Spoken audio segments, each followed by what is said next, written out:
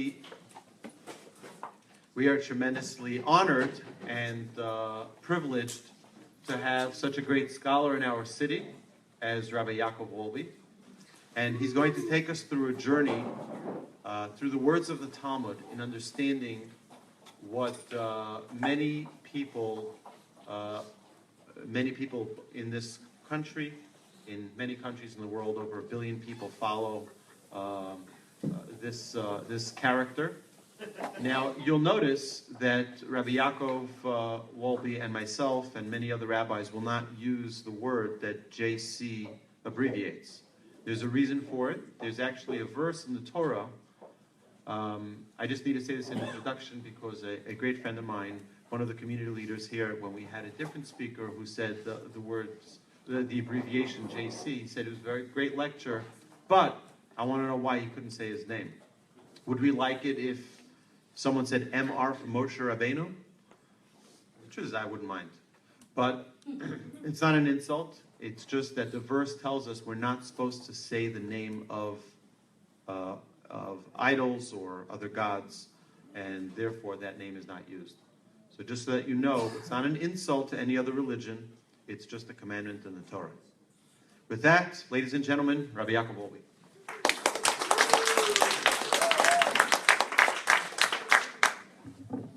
Okay, everyone. So today's talk is about the Jewish perspective on JC, and it's important to note before we begin that it's not really heavily emphasized as you might imagine. Like, people today are very fascinated to hear about this, as evident by the people in the room here. But people, the author who authored the Talmud, couldn't imagine people would be interested in this, and therefore there really isn't a lot of sources on JC and Christianity. And indeed, in general, I would say that historical existence and perspective on JC is a little bit difficult to nail down, pardon the pun. He's not mentioned a lot by contemporary sources. For example, there are 2 passages in Josephus, who was the eminent Jewish/Roman historian of the time. He has 2 passing references about JC. According to most scholars, those were either changed or added in later, but the authenticity and historicity of those accounts are certainly in doubt. And I would argue, even from Christian perspective, Christian sources, the 4 early Gospels, Matthew, Mark, Luke, and John, they appear on the scene about between 30 to 60, maybe even later, years after this JC is reported to have lived. So there is a paucity of sources, in the general world, general history, and even Christian history. And in Jewish sources, we find some sources in the Talmud. Now, it's important to note, if you actually go through all 63 books of Mishnah and 39 books of Talmud, you won't find any references to JC. And the reason why is because in the Middle Ages, in the medieval times, the Roman Catholic Church at various times either forced the censoring of the Talmud. They thought there were parts that they considered to be theologically problematic, and therefore they edited them out. Other times they had forced destruction of copies of the Talmud. We know famously they burned 24 wagon loads of Talmud in Paris in, I think, 1243 or something like that. And obviously at the time, today you destroy 24 wagons full of Talmud. It's terrible, but at the time when everything's being copied by hand, and the only extant manuscripts are ones that are handwritten, and those are burned, 24 wagons full of them, it's a real disaster. Now, even though the sections of the Talmud that discuss JC were censored, us Jews are obsessed with our manuscripts. So the Jews clandestinely maintained a book containing all the redacted parts of the Talmud that you could still buy today, called Chesronos HaShas, which means the missing parts of the Shas of the Talmud. And in modern editions of the Talmud, so it depends. Some of them, so I have over here some Talmud. This is the Vilna Talmud. It was published in the 18th century. This is the gold standard of Talmuds. But you'll notice something very bizarre about this page. So you have this page, which it goes all the way to the end, and really every page goes all the way to the bottom. Every single page goes to the bottom. With the exception of this page, there's this whole white part. You'll notice that over here on page 43 in Sanhedrin, and on page 107b as well, you see this really strange looking piece of white space on the Talmud you don't find anywhere else. Everywhere else it goes to the bottom. And the reason why is when they finalized this edition of the Talmud in Vilna, they were aware that these particular pages were missing sections that were taken out hundreds of years prior. So in order to make this little note in the actual document that there's missing pieces, they left this big white space. Now, in other editions, so here I have an updated version of the Talmud. This is the Oz V'Hadar variant of the Vilna Talmud. What they did is on page 43 and on page 107b, they didn't add it in back to the way it was, but they put it along the margins. If you look at the margin over here, it gives us a quote from the Chasronos Hashatz, from the missing parts of the Talmud, all the various words of the section that were cut out. Some of them actually, there's some editions of the Talmud that actually put it into the page.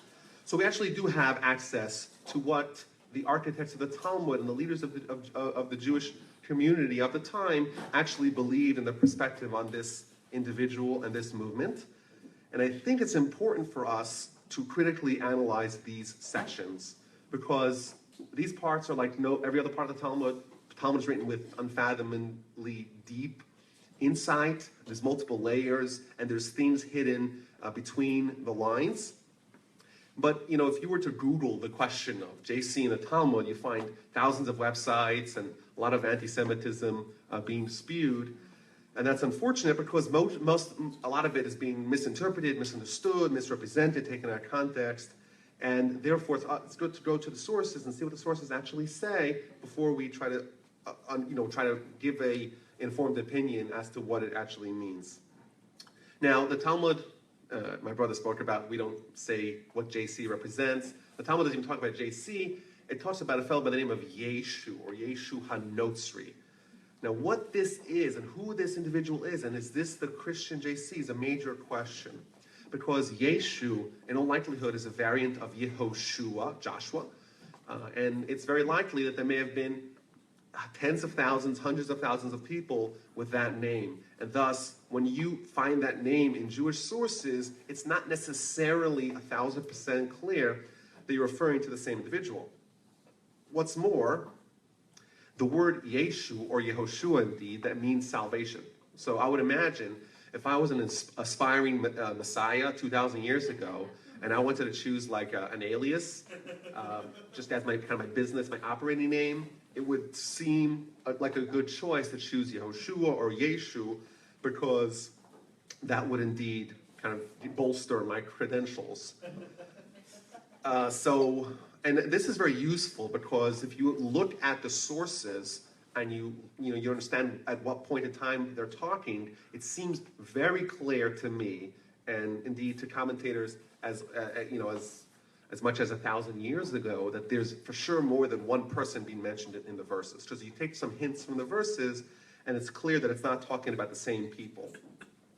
Additionally, another kind of wrinkle in this discussion is that the word Yeshu has been suggested as not actually a proper name. Because you would wonder, if his name was Yehoshua, why would he not just stick to Yehoshua? It seems like it's okay. It's a good name to still have. Why would you change it to Yeshu? So some have suggested that the word Yeshu is not a proper name, but it's just an acronym for Yamach Shemo V'Zichro. May his name and his memory be blotted out, which is what's given to enemies of the Jewish people. So whether that's true or not, who knows? But it certainly adds more issues and items into the discussion. What does the word Yeshu even mean? Is it referring to someone? Is it referring to ideas? Is it referring to multiple people? And that's a little bit confusing.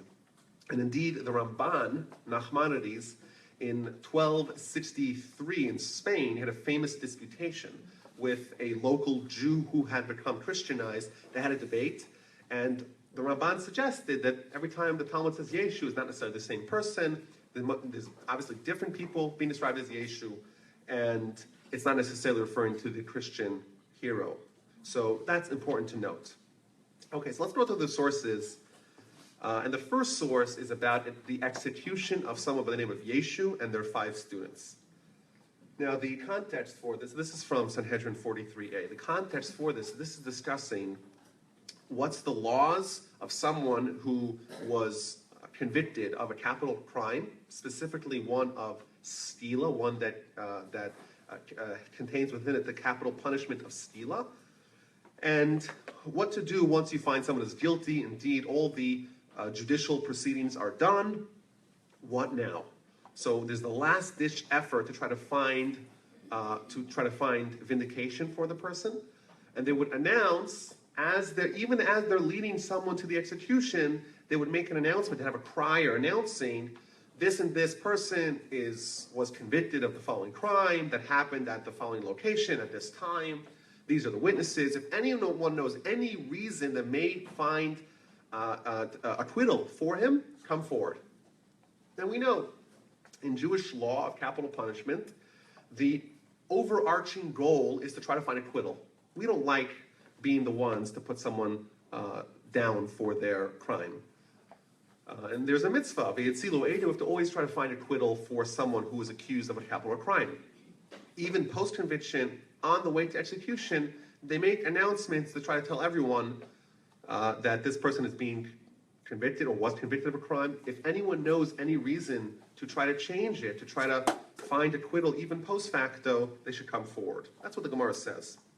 But what's implied in the Gemara is that this is only someone's convicted and they're being led to the execution immediately, and on the way they're making this announcement. But prior to that, they don't make the announcement. It means there's no buffer, so to speak, between the time when someone is convicted and the time that someone is executed. We don't have this death row, which is this interminable amount of time that years between conviction and execution. It's right away. But along the process to the execution, they make that announcement. So that's what the Talmud actually says. If you read the Talmud, that's what you'll find. But in the censored, it says as follows. Tanya, and you'll see how this is pertinent.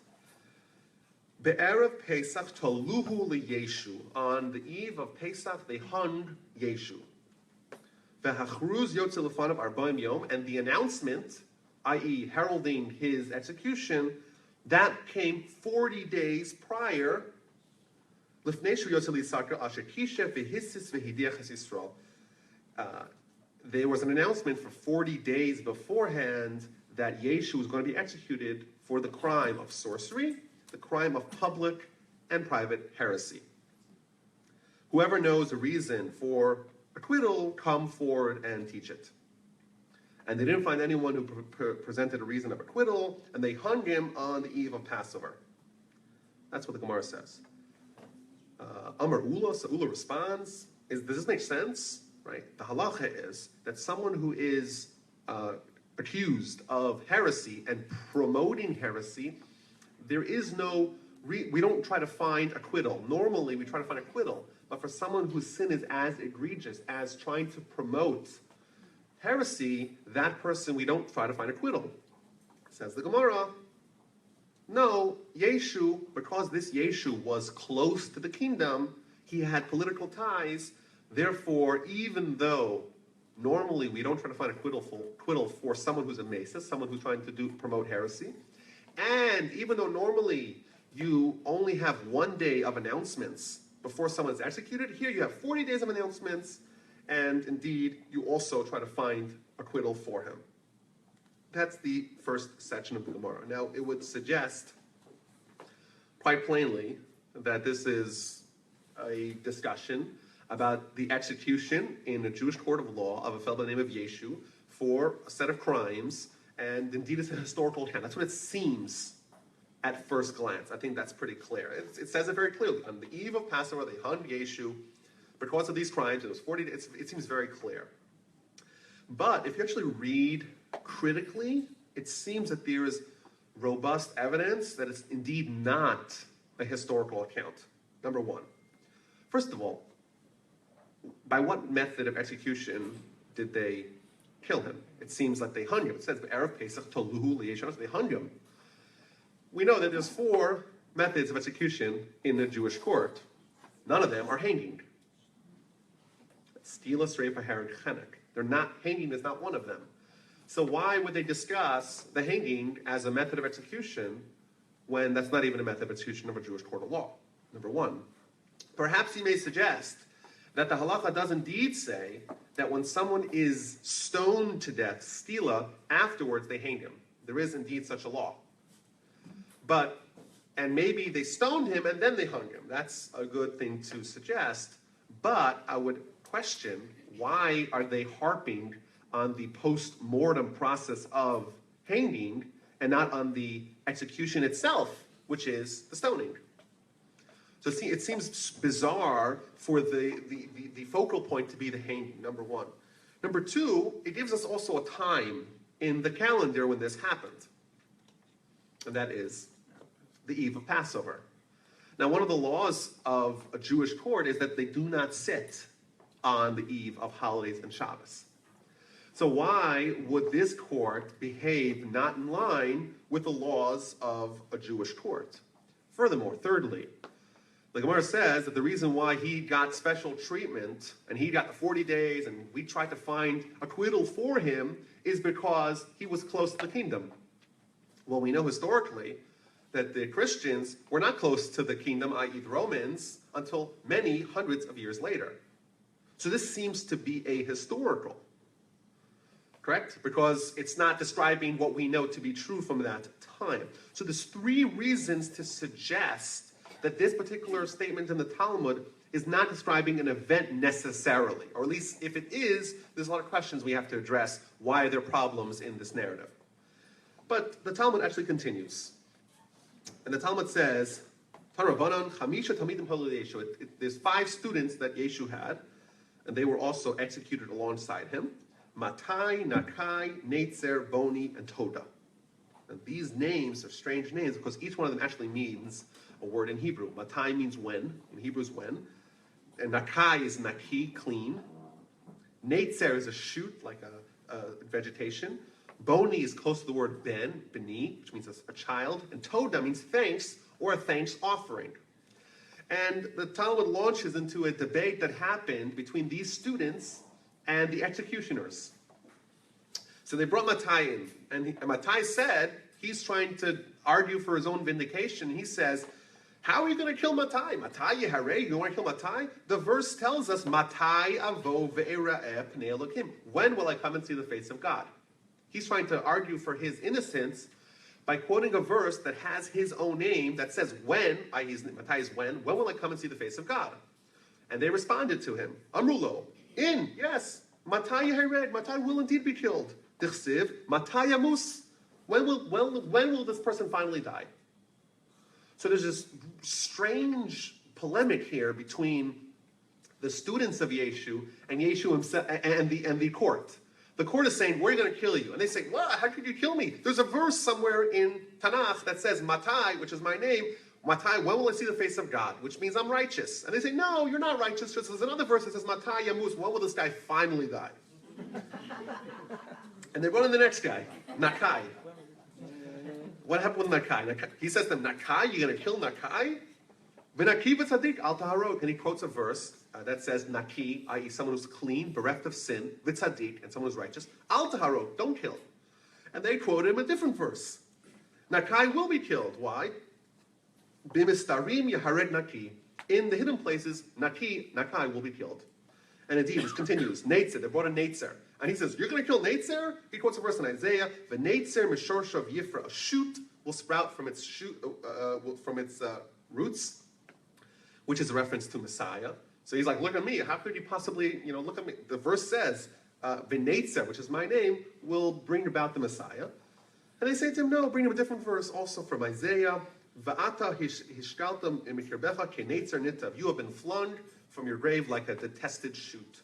And this happens again and again. Banai, he says, B'ni b'chori Yisrael, my son, my firstborn Israel, i.e. I'm the son of God, so to speak, which is what he's implying. And how could he possibly kill me? And they respond to him, no, Anochi horig es bincha v'chorach, I will kill your firstborn son. And lastly, Toda. He says, how could you kill Toda? And they say he says, well, it says Mizmor L'Soda, which means when King David is saying a praise to God, it's a Mizmor for Toda, and they say, we're going to kill Toda. That's the Gemara ends. And presumably those 5 students were also executed. Now, what's clear, if anyone studied anything about Jewish law, that this is actually not how the judicial proceedings happen. You don't come and say, well, my name is Matai. How could you possibly kill Matai because of some verse that says Matai is a righteous person? And this whole back and forth is really perplexing. It seems to me that this is further proof that this particular episode, at least, there's more to it. It's certainly not just retelling the minutes, so to speak, of a debate that happened with the student. Because if you're guilty of a crime and you want to be found innocent, you want to be acquitted, you know what you need to do? You have to provide evidence. And you know what? If you're a court and you're trying to convict someone, you know what you need to do? You also need to provide evidence. This game, a wordplay with the names of these people and verses that seem to correspond to one way or the other, that's not the way it's done. Clearly, from this continuation of the Talmud, it's abundantly clear that this whole section needs to be reevaluated. It's not necessarily telling a historical event. It seems like it's more theological, and I want to suggest perhaps, if you look at the actual debate, there's a lot of indication that this is a theological debate. For example, Matai avo ve'ira'eh pnei Elokim. When will I come and see the face of God? Which is a verse in the Torah, in Tanakh. What it seems like the students of Yeshu are suggesting is that, hey, look, the Torah seems to say God has a face. If God has a face, maybe he could have kids, maybe he could have this, maybe he could have that. It seems like that's what he's suggesting. The next guy says, B'ni B'chori Yisrael, my son, my firstborn Yisrael. It seems that this is not just a question of the guilt or innocence of these people. It's much more a theological debate that maybe happened or would have happened, or certainly a perspective of what the authors of the Talmud believe regarding JC and his students. Now, to be clear, I'm not trying to say the Jews didn't execute him. That's not my point. I'm just saying this particular Talmud has to be reevaluated. It's not as simple as it may appear. Now, there's another wrinkle here, because we know that 40 years before the temple was destroyed, the Sanhedrin left the marble chamber inside the temple, and they moved to the outskirts of Jerusalem, a place called Chanut. Now, why did they do that? We know that Sanhedrin was always stationed in the middle of the temple. And that was the Sanhedrin, the massive Supreme Court of Israel. But the halacha is that for any court throughout the world to have the power of capital punishment, they would need to have the Sanhedrin in Jerusalem. Thus, Sanhedrin leaves Jerusalem, leaves the temple, leaves the marble chamber, and they go elsewhere. That, so to speak, handcuffs every single court of Jewish law all across the world from adjudicating capital punishment. That means from the year 30 to the year 70, there was no capital punishment done for the Jewish people at all. Thus, if we accept the traditional timeline of JC, his death, so to speak, is going to fall during the time period where the Jewish courts were not performing capital punishments. That's just one point. Now, just to be absolutely clear, there's a counterpoint to that as well, because the Talmud is discussing Rabbi Yochanan ben Zakkai. Rabbi Yochanan ben Zakkai was the elder sage of Israel at the time, and he, we know, only served on the Sanhedrin for 40 years.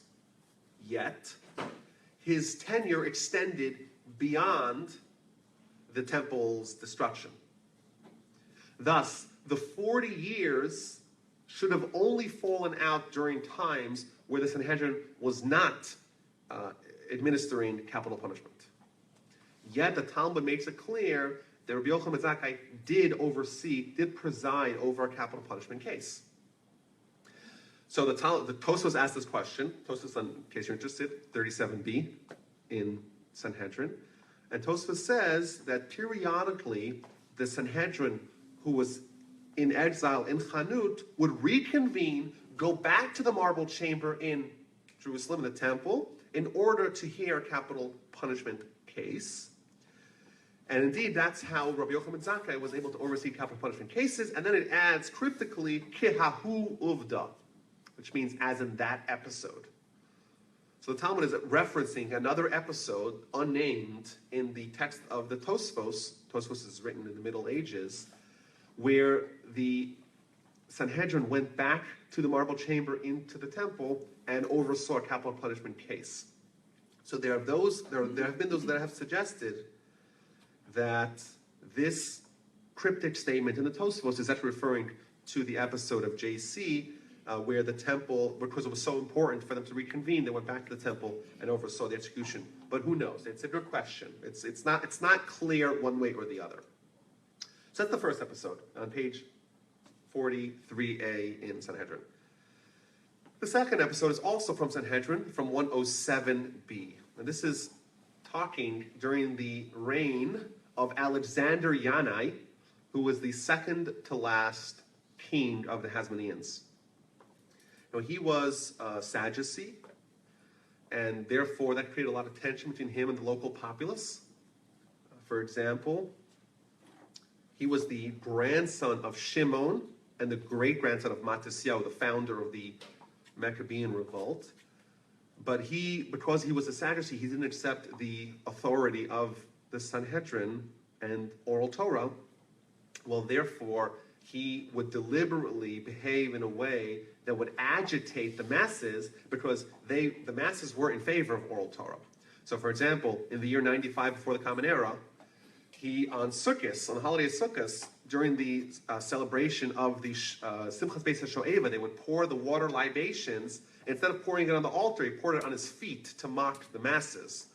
And the collected assembly of Jews, they all picked up their esros on the holiday of Sukkot and started pelting him and almost killed him. And he commanded his mercenaries to start slaughtering, and they killed 6,000 people that day. But this really shows the tension that existed between the kind of upper class, the priestly class, and the Hasmonean kings of the time, which unfortunately have gone far away from their antecedents and the local population. So the Talmud here is talking about where Rabbi Yeshua ben Prachia, who was one of the leaders of the Jews at the time, was escaping from Alexander Yanai, who was executing and assassinating rabbis. Alexander Yanai undertook this effort to assassinate rabbis, and the rabbis fled, of course. And the Talmud starts with a pedagogical lesson, that a person should always strike with their left hand, but bring close with their right hand. The idea is, when you have a child or a student, so you want to criticize them, maybe they're deserving of it, but you should do it with the left hand, i.e. with the weaker hand. But when you bring someone close, you do it with the right hand, with a more stronger hand. So, i.e. you should be more leaning towards love than towards castigation. And the Talmud says you should do that not like Rabbi Yeshua ben Prachia and his student Yeshu. What was the story? So Alexander Yanai is kicking all the rabbis, he's assassinating rabbis, and Rabbi Yeshua ben Prachia, who is one of the heads of the Sanhedrin, he flees to Egypt. And he flees with his students. One of them is someone by the name of Yeshu. And they're staying in Egypt, and on the way, and then they get word that Alexander Yanai has stopped assassinating rabbis. You can head back home to Israel. So on the way back, they're traveling back from Alexandria in Egypt to Israel, and they're stopping off at a local motel or inn or whatever. And because he's the leader of the Jews and he's a really wonderful person, so they treat the rabbi and all his students with great honor. And Rabbi Yeshua ben Prachia tells his students, look what a wonderful achsanya this is. Now, the word achsanya is a little bit of an ambiguous word because it could mean this wonderful inn, but it also could mean this wonderful innkeeper. So Rabbi Yeshua ben Prachia had said, what a wonderful inn, look how well they're treating us, but his student Yeshu misinterpreted it as meaning what a wonderful innkeeper this is. So he responds, Yeshu does, but wait a minute, her eyes are kind of a little bit narrow. Not such a beautiful innkeeper after all.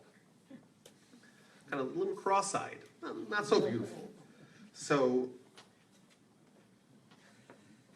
the rabbi said to Yeshu, says, Rasha, wicked one, this is what you're looking at? And he took out 400 trumpets, which is a way of saying, he excommunicated him. He made a big deal about it, and he sent him away. And every time Yeshu would come back to try to find favor and repent with his teacher would push him away. Until finally, he came, and his teacher was saying Shema, and thus he was busy, but he had meant actually to accept his apology. But he kind of told him, wait 1 second until I'm finished. Yeshu was fed up. He found a rock, started bowing down to the rock, and went off to idolatry. Once his teacher has finished the Shema, he says, okay, now repent. He says, well, it's too late for me to repent. I've done too many sins. And then he went along his way to sorcery and to public and private heresy. So this is an interesting story, because here, this is not some unnamed Sanhedrin with these strange debates between Yeshu and his 5 students. Here, we know who we're talking about. We're talking about Rabbi Yeshua ben Prachia, who, during the era of the Zugot, during the 5 Zugot, where you would have the leaders of the people, one of them being the head of the Sanhedrin, and the other one being the Nasi, the prince, they were the leaders of the Jewish people. One of them was Rabbi Yeshua ben Prachia, and the last one of them, of course, is Hillel and Shammai. These are the leaders of the Jewish people. And the Talmud, the Jewish text, is calling him out, is giving a lesson to us how to treat children and students, and it's pointing a finger to Rabbi Yeshua ben Prachia, saying he did a wrong job, not like him, he made a mistake. Furthermore, we get the name of Alexander Yanai. We also meet the name of Shimon ben Shetach, which I kind of skipped here, but these are names and dates and time-stamped points in history. But furthermore, this seems like it's a real episode, because otherwise, what do we have? Suppose it's not a real episode. Suppose this too is some sort of theological lesson. Well, you wouldn't include the name of Rabbi Yeshua ben Prachia and say he made a huge mistake. You would say some generic rabbi or generic student, and you would teach the lesson. The Talmud is never going to castigate one of the great leaders of the Jewish people with an episode that's not true, just for some sort of lesson. So it's clear to us, certainly from reading this story, is that this story is describing an actual event that happened. The problem is, Rabbi Yeshua ben Prachia, he lives 100 years before the Common Era, 130 years before JC is purported to have lived and or died. So is this the same guy or not? It's a hard question to answer. It seems like we're describing a historical event of someone by the name of Yeshu. It also gives him the same litany of sins that the other Yeshu in the previous section did, sorcery, public and private heresy. But is this the Christian JC? Because their guy appears in the beginning of the 1st century of the Common Era. Here we're describing someone at the beginning of the 1st century before the Common, so at least 100 years prior. So that's surprising. But maybe if this is the guy, or this is a Jewish perspective on who this person maybe was.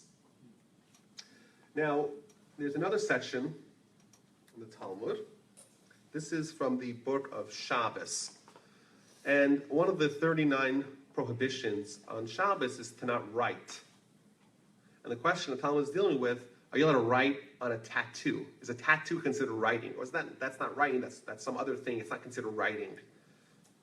So you write means to write a message. You tattoo is something else entirely. So Talmud Mishnah has a debate one way or another. And Rabbi Eliezer said to the sages, Rabbi Eliezer says that this is a normal way of writing. Sometimes people write notes just for themselves in the form of tenta. You want to keep a little note for yourself? You just pull out your tattoo gun and just jot it down. That's what Rabbi Eliezer suggests. And the rabbis say, no, that's not a way to write. You don't write with the tattoo. You write with a pen and paper. A tattoo is some other message you want to promulgate for whatever reason. Now, Rabbi Eliezer said to the sages like this, is it not true that Ben Stada brought witchcraft out of Egypt by markings on his flesh? So it's quoting someone by the name of Ben Stada, the son of Stada, who was in Egypt and wanted to smuggle out witchcraft out of Egypt. Problem was they didn't let him take it, so he tattooed it into his skin. And they said to him, no, he was a fool, and we don't bring proofs from fools. So you want to say that writing is a normal thing to do with tattoos. You find that someone who's crazy, who actually keeps notes with tattoos, that's not a good proof. In order for something to be prohibited on Shabbos as a form of writing, normal people have to follow that rule. But then the Talmud has this whole discussion of who was this Ben Stada. Was his name Ben Stada? Wasn't he the name of Ben Pandira? Is it Ben Stada or Ben Pandira? Who are you talking about? So Rav Chisda says, no, his mother's husband was Stada, but his actual biological father was his mother's adulterer, and that was Pandira. But the Talmud says, wait a minute, was his mother's husband, was her name Stada? His name was Papas Ben Yehuda. So the Gemara finally concludes, and I'll give a recap of this. His mother was Stada. His father was Pandira. But wait a minute, his mother was Mary the hairdresser, Mary Magdala. So finally the Gemara says, who was this? Her name was Mary or Miriam, but she was called Stada because of what they used to say in Pumbedisa. Pumbedisa is a Jewish city. And they used to say, someone who cheats on their husband is Sdata, which is the Aramaic word of someone who cheats on their husband, someone who commits adultery on their husband. So, what this means is, we're describing someone who smuggles sorcery out of Egypt with a tattoo. That's who we're talking about. His mother, concludes the Gemara, is Miriam Magdala, but she's also called Stada because she committed adultery. Her husband is Papas Ben Yehuda. His real father is Pandira. Now, is this our guy? Is this the Christian JC? It sounds like some similar names there, right? Now, the problem with that is that this Papas Ben Yehuda, we meet him again as well in the Talmud.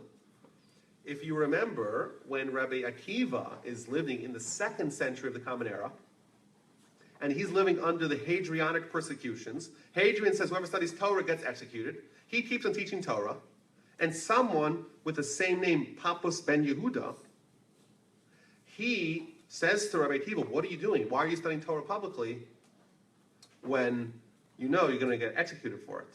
And Rabbi Akiva responds with the famous metaphor, you have a fish in the water, and the fox comes and says, well, why are you in the water? Why are you hiding from the nets? Come on the land. There's no nets over here. You'll be safe.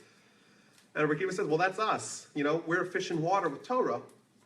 Yes, there may be nets that are trying to catch us, but if we go out of the Torah, we're totally done.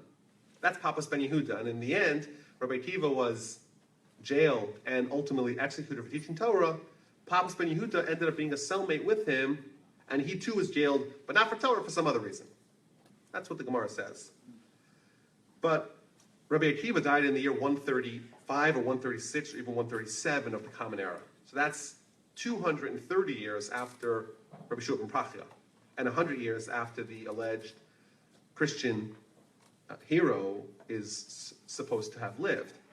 So if this Ben Stada, Ben Pandira, whoever this person who smuggled the tattoos out of Egypt, is it the same Yeshu? Could it be the same Yeshu? So all the commentators talk about it and say, wait, it can't be the same Yeshu because it's from a different time period.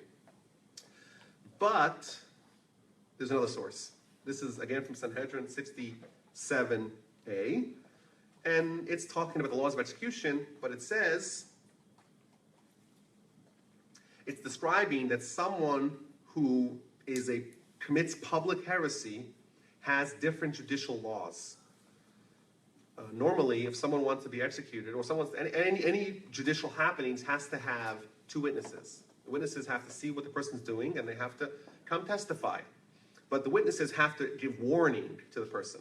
So if 2 people, they give warning, and the person does it anyhow, you bring them to court. But in a case of public heresy, you don't need to have the 2 witnesses present.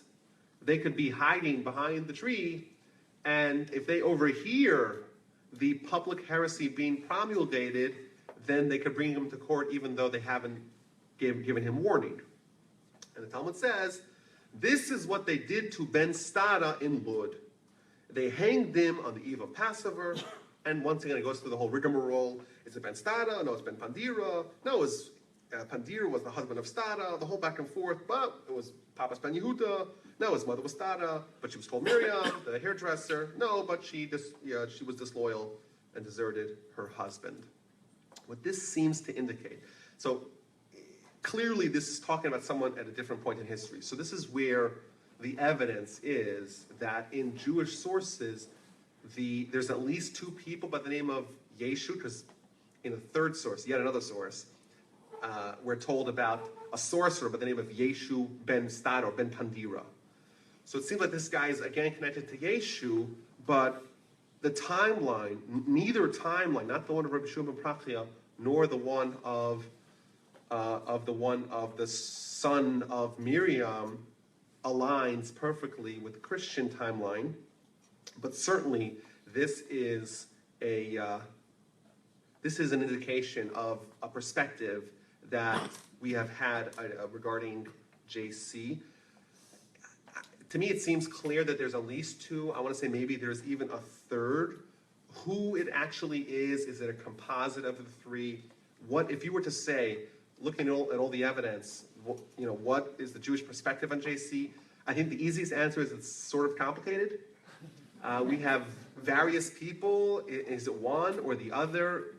Is there, maybe there's two Papas ben Yehudas. I think that's also a good answer.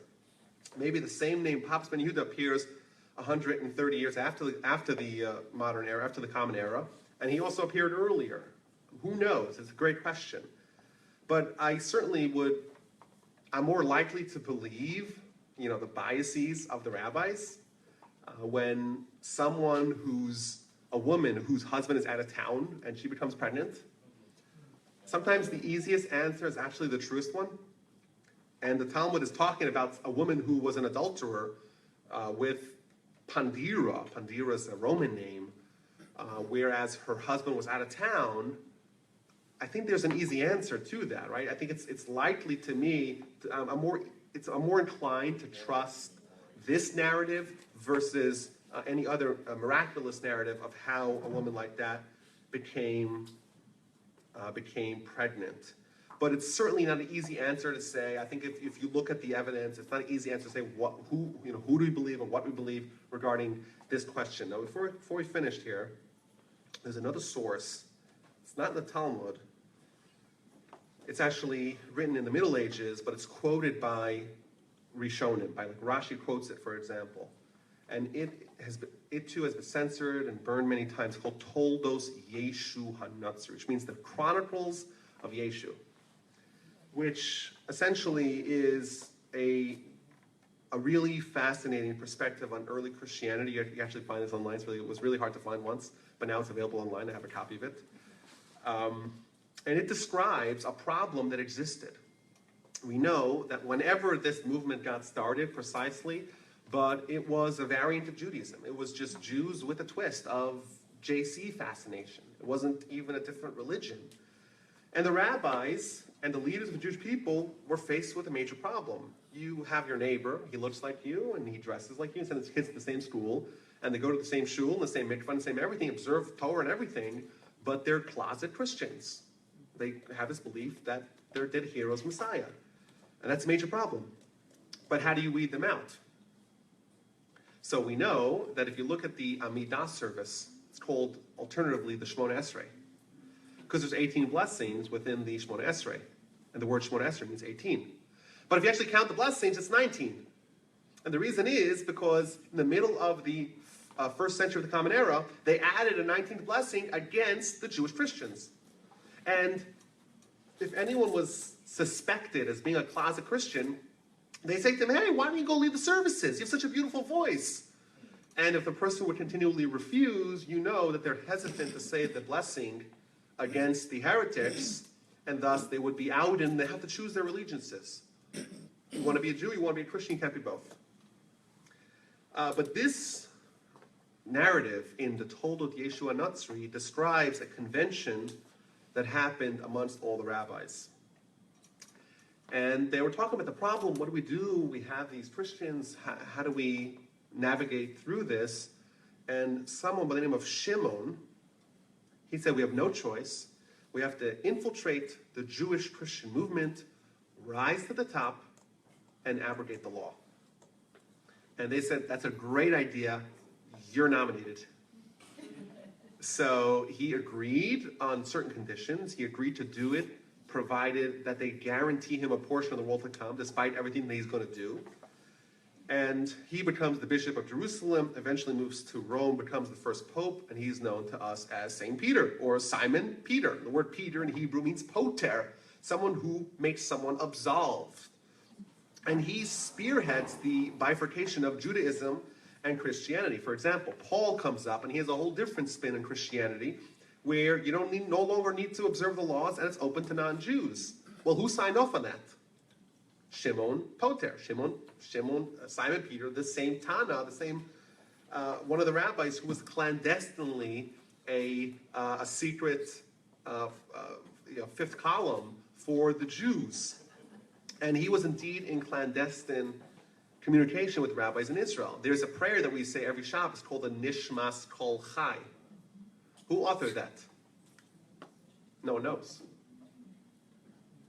But according to Jewish tradition, this guy, Shimon Peter, he authored it from Rome. He would secretly write these prayers and ship them to Rome, to Jerusalem, and they would say, because he's such a great hero of his commitment and sacrifice for the Jewish people, we're going to incorporate it into our prayer. Now, at this time, remember, Judaism is Christianity it was a subsect of Judaism, and yet there was this, from the beginning, they instituted that all Christian prayers and all Christian books are written in Latin. That's a product of Shimon Peter, Shimon Poter. He wanted to make sure that if you're a Jew, you're a Jew. If you're a Christian, you're a Christian. You can't be both at the same time. And thus he made sure that their writings went in a certain direction. In fact, there are those that suggest that he actually gave the names to the Latin alphabet. So how many letters are there in the alphabet? So the middle ones. What are the middle ones? L, M, N. In Hebrew, what does the word mean in Hebrew? What does L mean? What does L mean in Hebrew? God. Very good. Aim. Mother. Ain. Not. God doesn't have a mother. So he kind of like threw these little this shtick, while acting as a secret emissary of the rabbis in Rome to put these little quirks into the very fabric of Christian doctrine and way of life, and even in the alphabet, to kind of just show that he's still being loyal to the Jews. Indeed, there's a lot of sources about JC in early Christianity. Not a lot. There's a few sources. It's not so clear. They seem to be somewhat in conflict. If I had to make a guess, I would say that there's at least two Yeshus in the sources. Which one of them is which? Which one of them is a Christian JC, or maybe neither of them is? It's a good question. I think it's possible that there's a third one. There's one 100 years prior, one 100 years post, and there's one at the time. And thus, maybe to answer some of our questions, the reason why they convened on the eve of the holiday of Passover is because they were outside of Jerusalem in Chanut. They came back, reconvened, made a special emergency session, and they did that at a time where everyone actually convened in Jerusalem in order to cover it up from the authorities. So that's why they would make an exception at this time. But it's still not clear. There's no evidence that's incontrovertible one way or the other. There's a lot of interesting lessons that we could take, certainly about the perspective that they have had regarding this individual. Clearly, to them, and I think it's more logical to us, if someone has a mother and we can't find a father, there's an easier solution than some sort of immaculate conception, would you say? But regardless, it's not as clear as what you may see. And a good idea with regards to any Jewish sources, whenever you hear about them, to actually look at what the sources say and to be better informed in making an evaluation of the evidence. And I'll take any questions now.